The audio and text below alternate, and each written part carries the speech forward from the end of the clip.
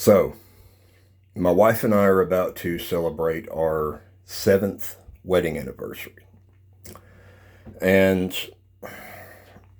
these days and times, if you've been at anything for 7 years, you don't get fired, you're not laid off, you don't quit, it doesn't kill you in the process. And definitely for richer or poor, these aren't the most prosperous times for us. So, been through really, really good swinging times, man.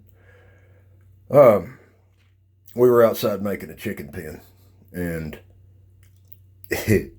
look, I can't tell you about marrying for lands and titles.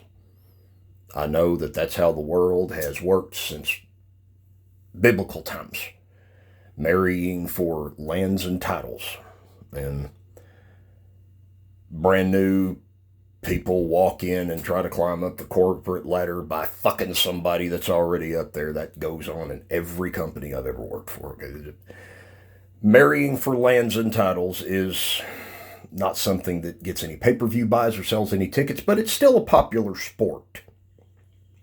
I can't tell you anything about that. Why? Because this woman that I cannot stop fucking and hadn't been able to get my mind off of for, we've been married almost 7 years now. She don't have lands and titles. So, in the event I did marry for lands and titles, I would have ran off with my wife and fucked the whole thing off. So, for those of you who can and do marry for lands and titles, someone needs to talk to you about that. I don't have experience in it. But, okay, I have to belabor this point because there's been an entire 7 years and a bit longer where we've lived in the same house, drove in the same car to work. We tried to stay together all the time for the sake of, well, there's going to be that moment when the urge hits one of us, let nature take its course, bust the cameras out, and go at it.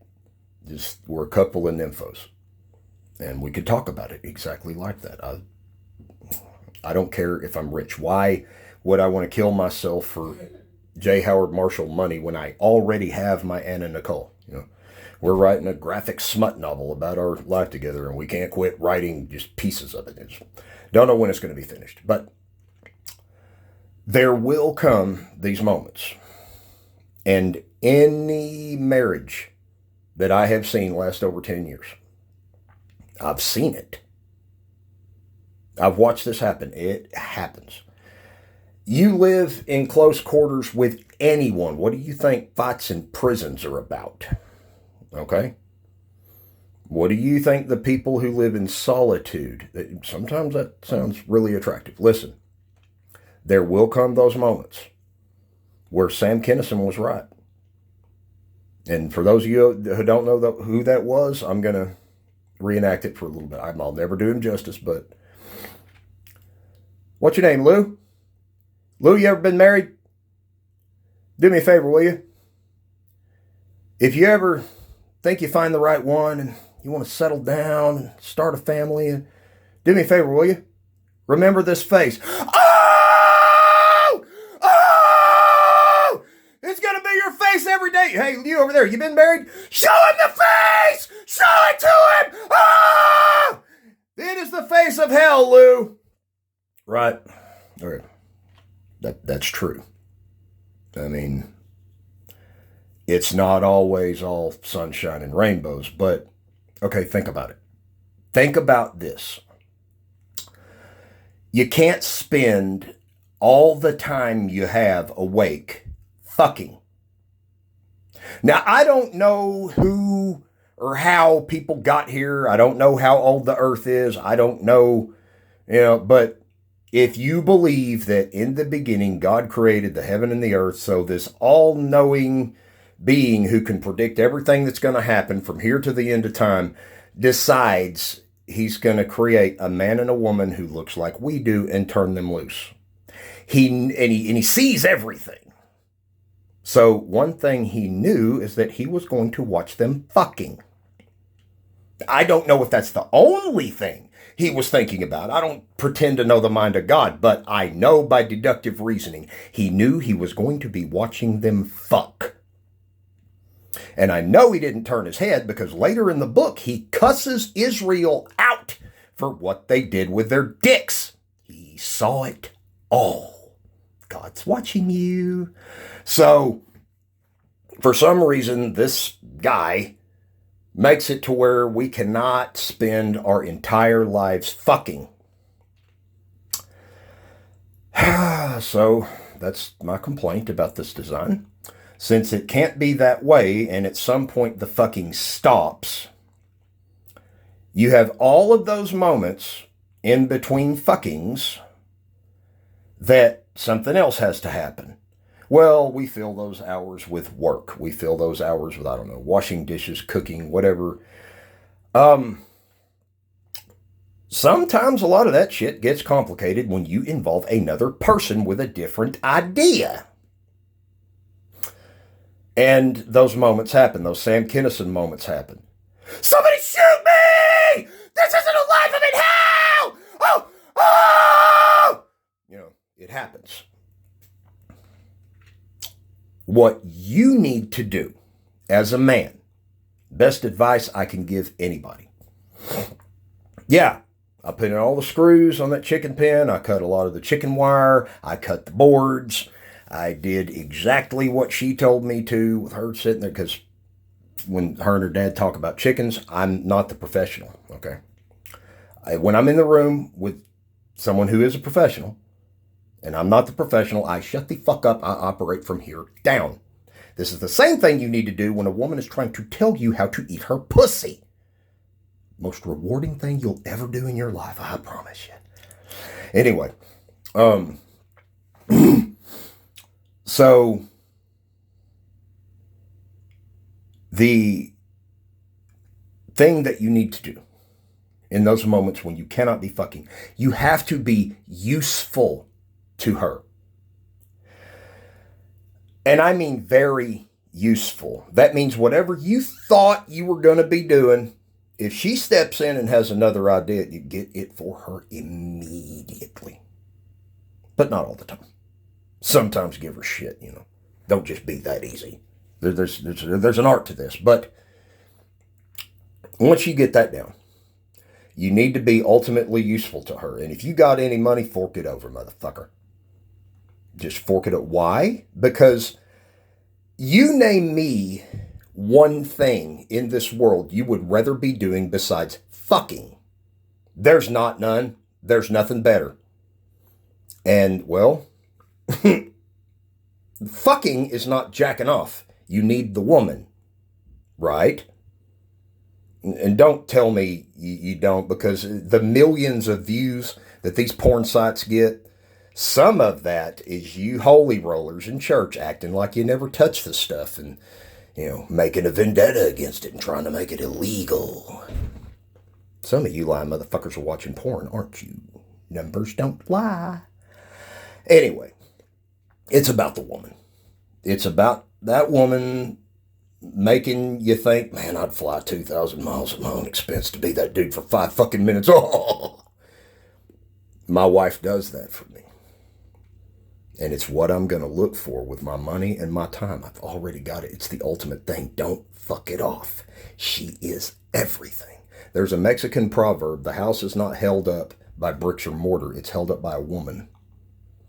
And indeed it is. So you have to be useful for her. Because you be useful for her. Because you're going to have them Sam Kinison moments. Most women today, they're calling the cops. They're disposing of you like a piece of fucking trash, man. You have to become more so fucking important that they won't do that. Not only that they won't do it, but you gotta be so fucking good in bed to this woman. You gotta be it.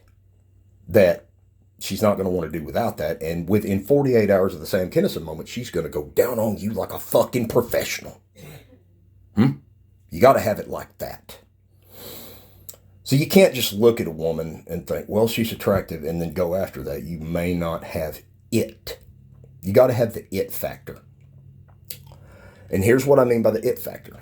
And we write about this in the book. My wife paid $300 for a backstage pass to meet a famous professional wrestler.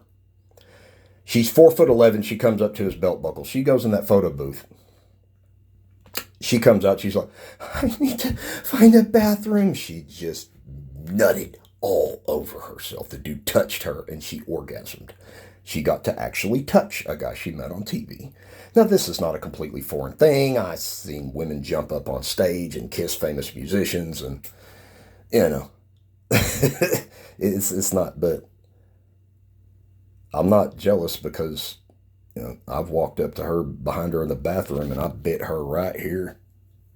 And I had to hold her up and these got weak. She just squirted all over the bathroom floor. You got to have the it factor. If you don't have it, she's going to be fucking around on you with a guy that is. Okay? But it goes beyond that. Some people are caught in abusive relationships because of this it factor. You know, these women that you down on and you talk shit on, that dude beats the shit out of her and she's, I don't know how much more I can take. Both eyes black shut, missing teeth. And he goes to jail. You help her get out and give her a place to live. And within a week, she's gone back with the dude. Done bailed him out of jail with every penny she had when she owed you money for rent. Right? I guarantee you the sex that's going on in that marriage or relationship is the best that either one of those people will ever have. And it takes over you like it is the strongest of drugs that there is. It's not peddled on the streets. It's not regulated by the FDA. It's not in pill form. You don't shoot it. You don't smoke it. But I'm telling you, it does the very same thing to the mind as like the most potent meth that's out there. But it's more powerful than that. It keeps bringing you back to it. Right? You have to learn how to be so absolutely useful in giving her what she wants and making her dreams come true. I've gone bankrupt doing that. I'm still here.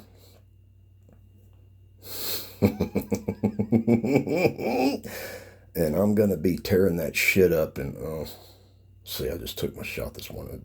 I'm going to give it about 45 minutes and I'm going to have to change those sheets again. Look, I got a picture of J. Howard Marshall and Anna Nicole on my wall. That's the only old guy I've ever wanted to be. I'm living my dream. It was a simple question. What do you want? What can you not stop thinking about? What drives you? And I thought of a porn scene. Well, the difference now is I want that with this woman. I get it.